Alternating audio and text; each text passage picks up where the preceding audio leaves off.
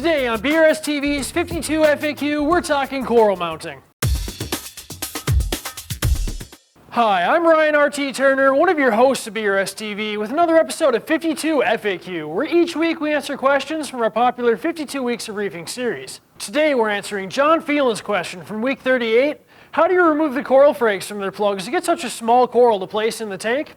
We'll offer some tips and tricks to help you with your coral mounting, as well as some various tools that can be handy to complete the job. Coral mounting has always been one of the more vexing aspects of reef aquariums. Like many things in the aquarium hobby, there's a fine balance that needs to be struck between form and function.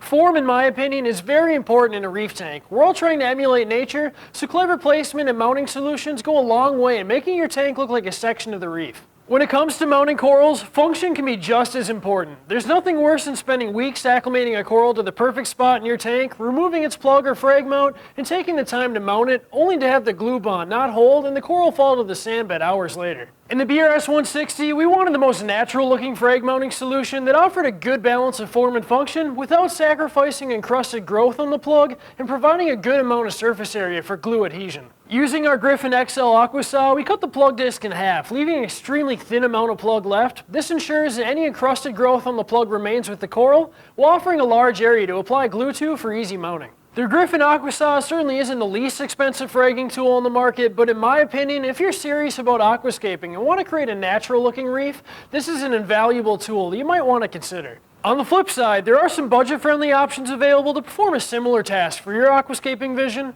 One of my favorite methods that I've used in the past is to use a diamond grit cutoff wheel on a rotary tool like a Dremel. Keep in mind, you'll be working around saltwater, so a cheaper tool might be beneficial in this case due to the wear and tear it might encounter. Bone cutters are a fantastic tool since they're one of the lowest cost options and they still have a lot to offer when it comes to mounting corals.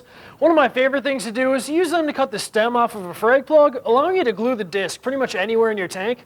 Granted, the disc itself is still visible, but over time it'll be covered by the coral and it shouldn't be too noticeable. If the coral itself hasn't encrusted the plug, I'd recommend using these cutters to break the glue joint, effectively separating the plug from the coral, allowing you to glue it directly to your rockwork. A couple additional tips: I'm a big fan of using natural style frag mounts since they're essentially a small piece of dry rock and they blend seamlessly into reefers' rockwork. Whenever I frag a new coral, I like to use these mounts so the folks I trade with don't need to go to excessive lengths to hide the plug in their setup. Also, when doing any type of fragging or coral mounting, I definitely recommend using safety glasses and for some corals, even additional safety gear like gloves. Safety is key when breaking out fragging tools. The last thing you want is a piece of frag plug in your eye. This is a small snapshot of the many methods you can use to mount corals to the rockwork in your tank, and I encourage you to try as many as you can to find one that works best for your system. To learn more, check out our coral placement video from 52 Weeks of Reefing, Week 38, Mounting Corals, Epoxy, Superglue, and Lighting Tweaks. If you have any questions or tips for us or the BRS community, share them in the comments area down below.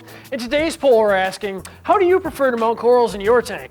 So please vote and let us know. I'm really excited to hear what you guys have come up with. I'll see you in the next BRS 52 FAQ, where we answer Jay Carpenter's question. Besides water changes, is there a good way to get phosphate down?